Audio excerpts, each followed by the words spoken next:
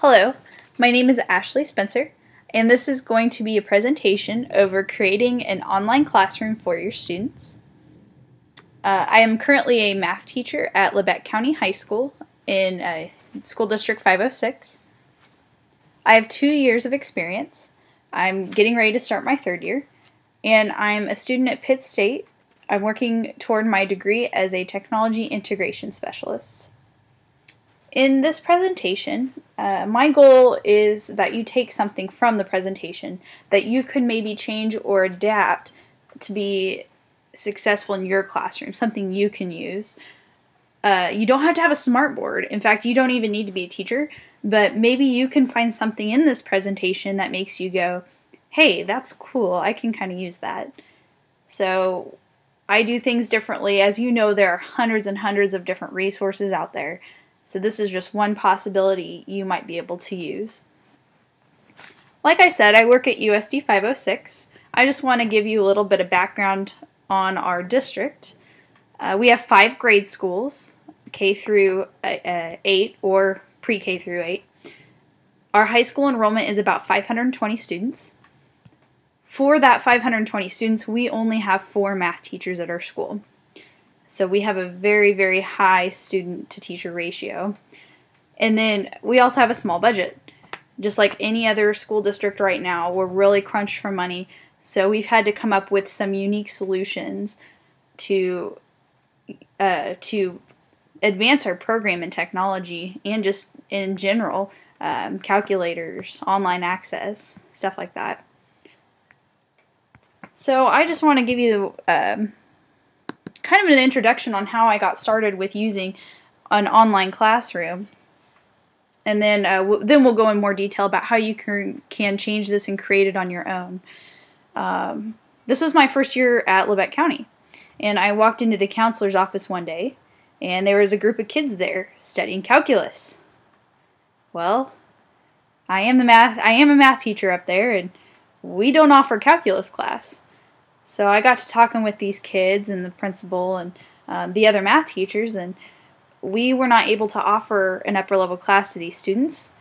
Well, those kids weren't going to, take that as an answer, so they got the materials and they were going to learn calculus on their own this year, which is great. It says a lot about our kids, and they were really working hard, but they were so frustrated. They had no idea what they were doing, those poor kids. And, well, we are the teachers in the math department, so surely we can help them out with something. So talked with the principal and the other teachers, and like I said, parents, and we talked and debated and tried to figure out a way to really help these kids out, and I just kept getting met with, sorry, we don't have the money to do that. You can't do that. We can't pay you to do this.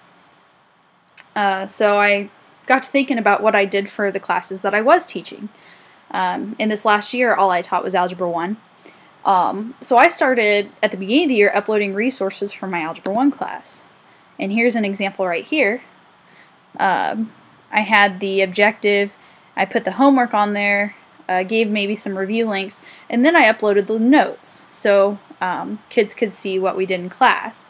And these were just my notes. They weren't notes a student took.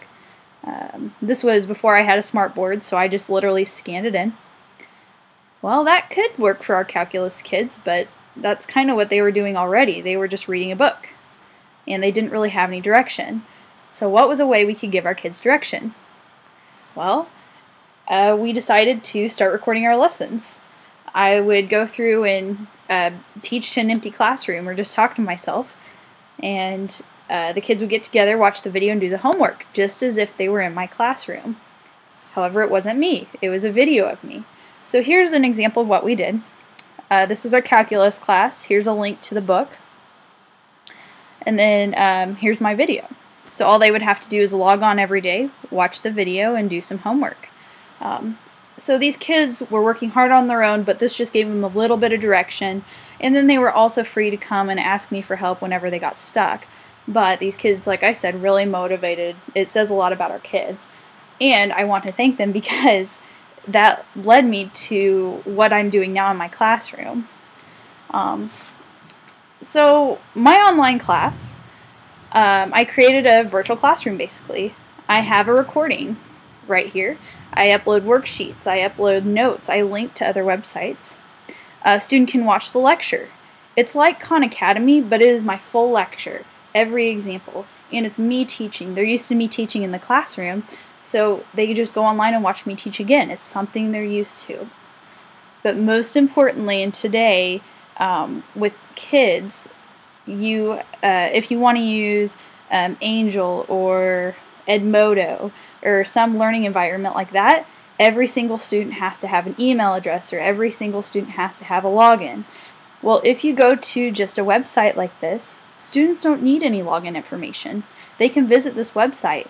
They can comment on posts, like down here. You can respond. You can email. You can post it on Twitter, post it on Facebook, and you don't have to have any login information. So a lot less stress for your technology administration and for you in general. So this is something completely on your own with no link to the school or website address or email addresses. So how do you do this? We're going to just walk through how to create a virtual classroom. And then after I do this, I would like to show you how I use this in my classroom and how this has really helped the kids in my class really take a hold of their own learning, and they're more involved in daily activities, and they're more likely to come and ask me for help. So let's start with the basic recording. I use QuickTime. I am a Mac user. I have QuickTime on my computer. This is not the only way to do it. It's just the way I like to do it. You can go online and Google it. You can go to Jing as a resource, I've heard, Screencast, but I like QuickTime. So let's go to QuickTime here, and I'll kind of walk you through it. You go to File and create a new screen recording.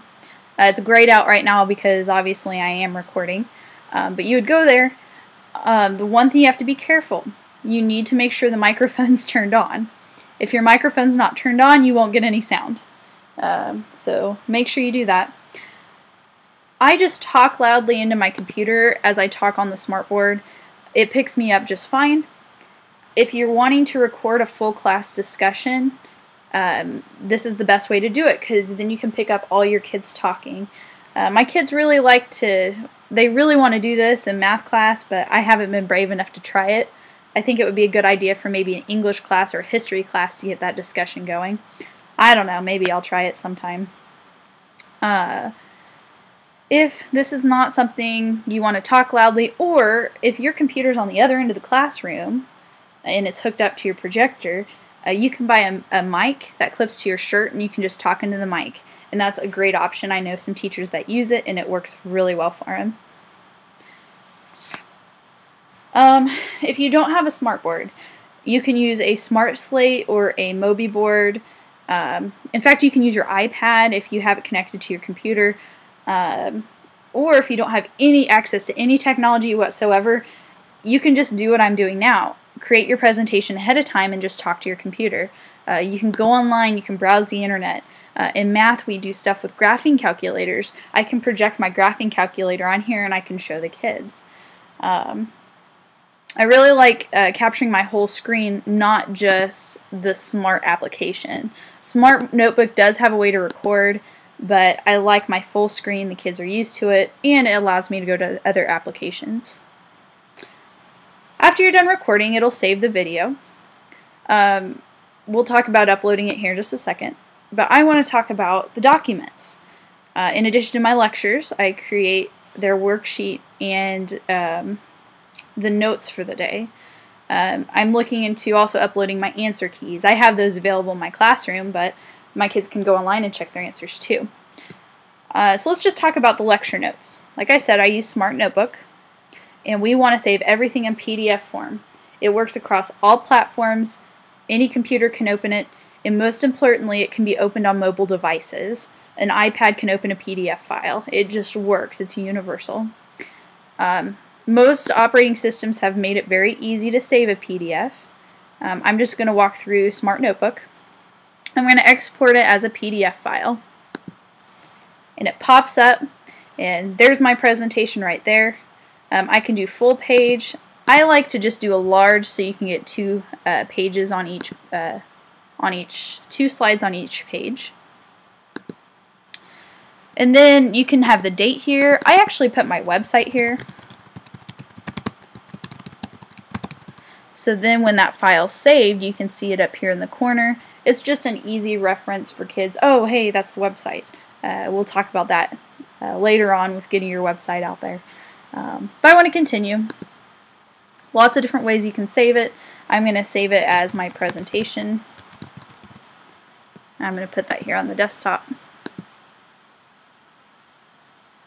And now I can go to my desktop file. And there's my presentation right here. So if somebody wasn't able to come today, I can upload my presentation and we can share it. Same with the video. I'm doing all this for the conference, so if somebody wasn't able to come to my session, they can pull up my handout, they can pull up this video and watch it just like they were sitting in the room with us. If you're in Microsoft Word, I create almost all my worksheets in Microsoft Word. Here you would just go to Save As, and then obviously save it as a PDF file. So here I'm going to Save As, and I want to change it to PDF. Like I said, it's just easier. Now, if you aren't able to find a way to convert it to PDF, you can print, and at the bottom of your print window, here's PDF, and you can save it as a PDF file. This works for web pages also. I'm pretty sure Windows platform is similar, but this is a Mac platform. You may have to play around with it. If all else fails, just Google it. Okay. If you are working out of a textbook, or if you use worksheets, I would recommend scanning these in.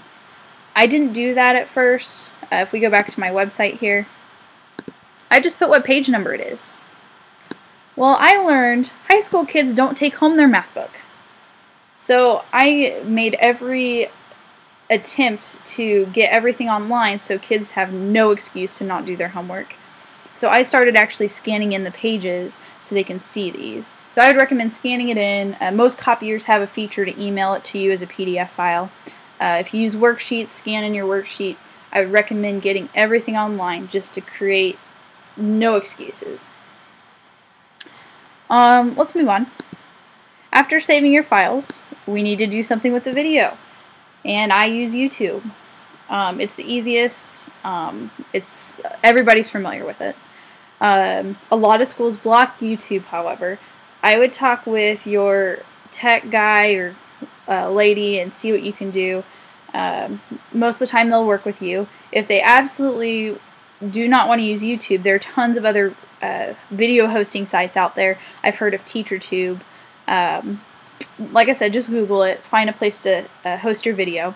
If all else fails, your blogging platform, we'll talk about that next, has a way to upload videos. You just might run out of room. So plenty of options out there. Okay, most importantly, you need to create an actual website. I found that most schools don't block WordPress. A lot of them block Blogger. WordPress is I've been most successful with, but like I said at the beginning of the presentation, you can use whatever you want to. Once again, if it's blocked, talk with your tech coordinator. Most of the time they're going to work with you. They're very understanding. They want to help the kids. They want to help you. But they also have to do what's best for the district. See if they have any suggestions if it's blocked. I decided to use WordPress and create a website like a blog. So I can have everything run in real time. Students know exactly what we did in class each day. They know the exact date things were done. The date is on there, so I can immediately upload it every day. Also, when you submit a post, you can connect it to social media.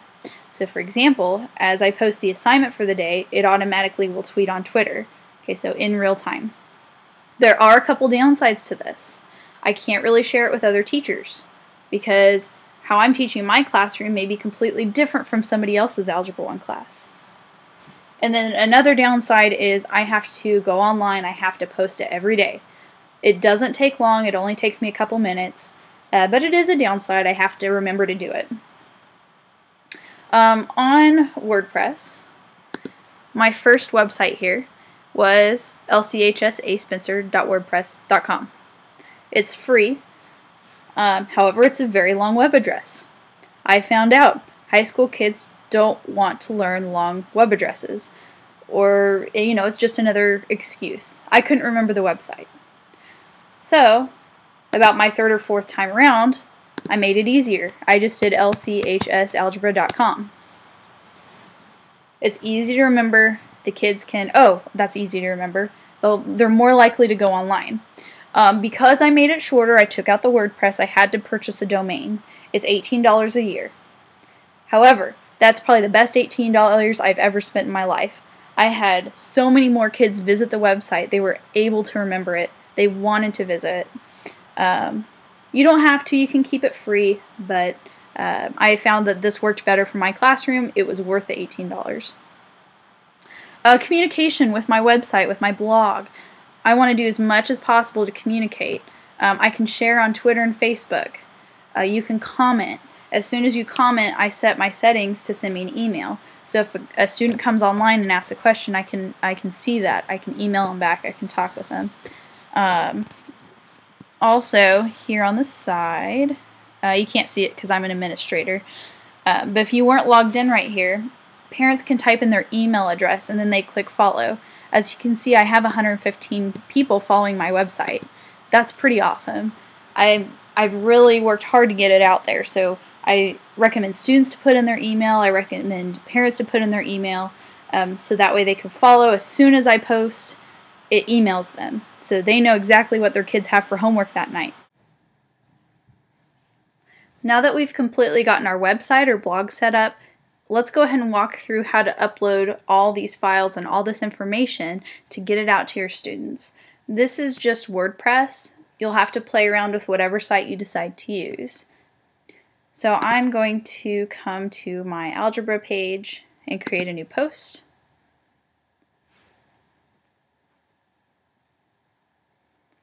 In the title bar, I usually put today's objective.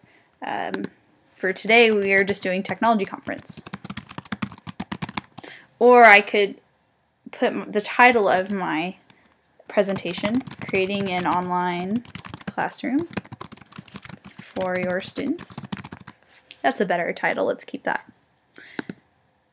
The website's then going to generate a link. You can actually change this if I wanted to make it a little bit easier to get to or to put on a document. Then I usually post the homework. I don't think I'm going to give you guys any homework today, so no homework. And then I want to upload all my files. So here we go to add media. There's all kinds of stuff you can do these days on blogs. I keep it simple.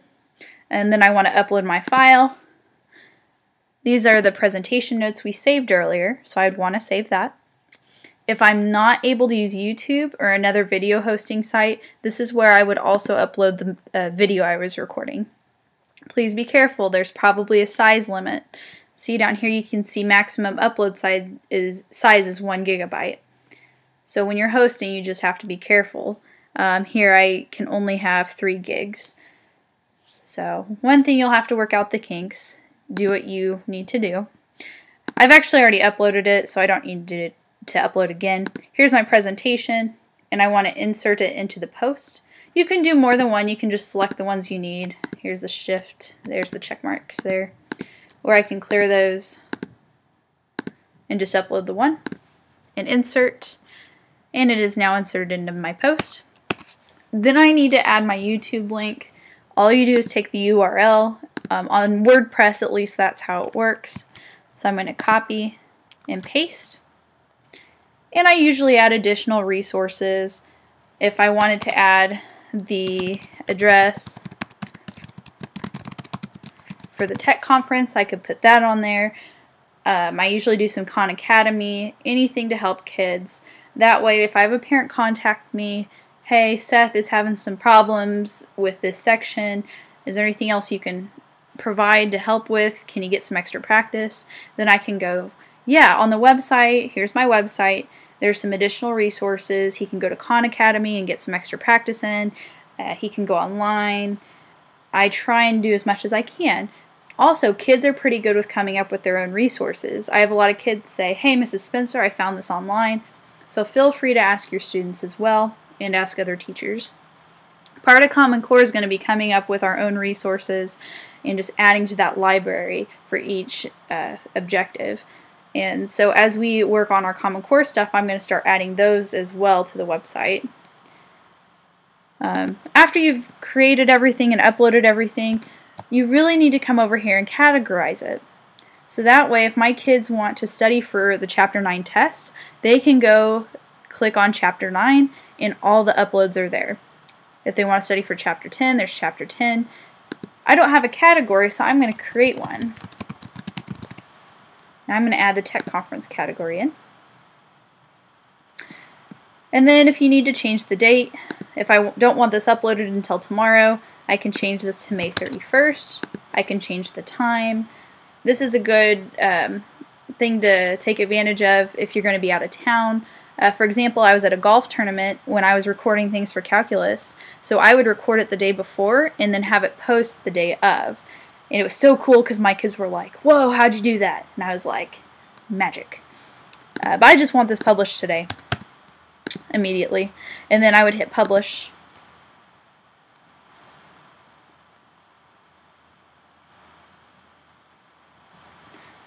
And to my 115 followers on my website, they now just got an email saying Mrs. Spencer has posted a new blog or a new post on her website. So you're welcome, 115 people. But here's my post. I'm going to close that. Here's the category it's filed under. So if there were more categories or more things in that category, I could click it. My homework, I can click the presentation. This would bring up the notes. And I could watch the video of the presentation. And then here is the website if I wanted to visit on the tech conference. Let's bring up the notes. There it is. All the notes we uploaded earlier, you can view in your web browser. You can view on the iPad. You can view on the iPhone. It is a great, great tool. How do I use my virtual classroom? Well, as I mentioned earlier, I have my blog linked to Twitter. I encourage students to follow me on Twitter. Extra credit. I didn't at first, but I kind of gave up, and it's turned out to be a blessing to have my students on Twitter.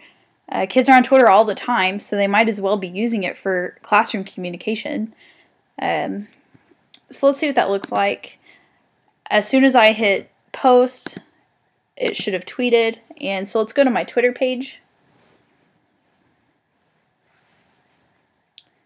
And here it is right here, creating an online classroom for your students with that link.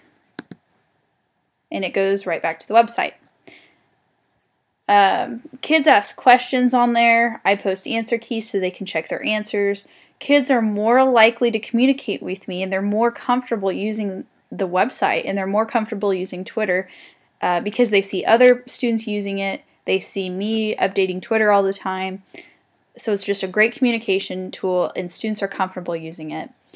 It's also encouraged students to contact me about extra help. Mrs. Spencer, can you come in early tomorrow and help me? Can you help me on number 12? They're more comfortable sharing with other classmates as well. So Twitter has been a great resource. Along with Twitter is also the next thing I use it for. I use it for kids that are absent. I'm going to push this more next year than I did this year. In math, if you miss a day of school, it just really kills you. Kids feel like they're drowning in homework, or they missed a concept. And a lot of problems in math have to do with kids that were absent and they missed concepts and they were never able to make up the homework, or they just decided not to make up the homework. If a kid's sitting around sick at home, they can log on to the website and they can see, oh, here's my assignment for the day, and I can just watch Mrs. Spencer just like I was sitting in the classroom, and then they can do the homework. On the topic of Twitter, my friend Mary couldn't come to my presentation today. So I can copy my post here, or I can share directly from my blog. And here it is. So I'm sharing it with Mary. Here's the objective for the day, and here's the post to the website. And then as soon as I tweet that, it's going to send to her, and she's going to be like, oh, Mrs. Spencer sent me the homework. She does care. And she's more likely to go online and do her homework or view the video. Like I said, kids are on Twitter all the time. An example of using this with absent students.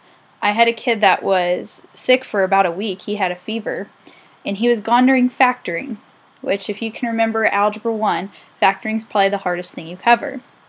Well, he, every day, watched the video and did the homework. When he came back to school, he was completely caught up. He had worked his tail end off to stay up with the rest of the class, and afterwards he came up to me and said, Miss Spencer, your videos have really saved me, and he really appreciated that, and in fact he used it the rest of the year if he just needed help. So he really helped me see how much of an advantage it could be for kids being absent. So it's a great way for students to still keep up with the class. And they get to see your lecture.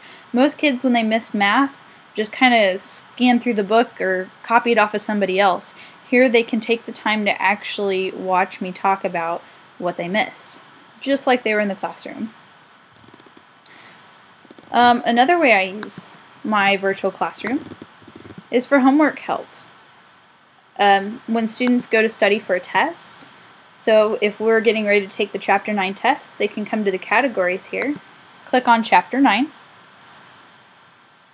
and they can scroll through everything we covered in Chapter 9. For example, rational equations was a very hard section. If they were struggling, they can watch the video again, kind of get refreshed. They could go back to 9.1 because it had been a couple weeks, so we could go back to 9.1 and watch that section again. They can look through the notes. They can really get back up to date and help themselves study for a test. I have parents that email me and their child's behind, or their child needs to make up some homework they missed. Communicate. And I just say, go to the website. Here's the website. If you still need help, please contact me, but see what you can get off of the website first. And a lot of parents have really started using the website to help their kids out. Another way I use this is with mobile devices. I've been kind of on the fence about using mobile devices in my room. I honestly haven't had any major problems with texting or cheating, but the kids know my expectations. I watch them. I'm up around the room all the time, so they don't have an opportunity to create any misbehavior. But thanks to a couple of my kids, I really like using mobile devices. I had a student, I was just walking around the classroom one day and she had her iPad out, and I just glanced at it. She actually had my worksheet on her iPad, and I got to looking, and you can actually save my website on your home screen, and it creates an icon just like it was an app. So this is a picture of my iPhone, and I saved my website to my home screen. So it's got this cool little app, and you click it, and it goes to my website. And that's what this girl had done. She'd saved it on her iPad. And I found out she's not the only one. A lot of my kids have done this, and they absolutely love it. Because then you click it, there's the objective, notes, worksheet, video. And guess what? On most mobile devices nowadays, you can click on that notes. That's why we saved them as a PDF file. Here's the notes, here's the worksheet. So if a kid is absent, if they're on a field trip, they can just pull out their phone and do the homework on their phone. They can also watch the video on most devices. So they can plug in their headphones instead of listening music on the way to a field trip. They can listen to my lecture and do their homework. A lot of schools have gone to one-to-one iPads or one-to-one computers. Our district cannot. We don't have the resources, we don't have the funding, so we aren't able to do this. However, if you do have a one-to-one ratio, if you are going to iPads, this is the perfect way to have your classroom at their fingertips. On each iPad, you can save your website right here. Every day they can just click on the website, follow along with the notes. You can have the worksheet available so you don't have to make any copies.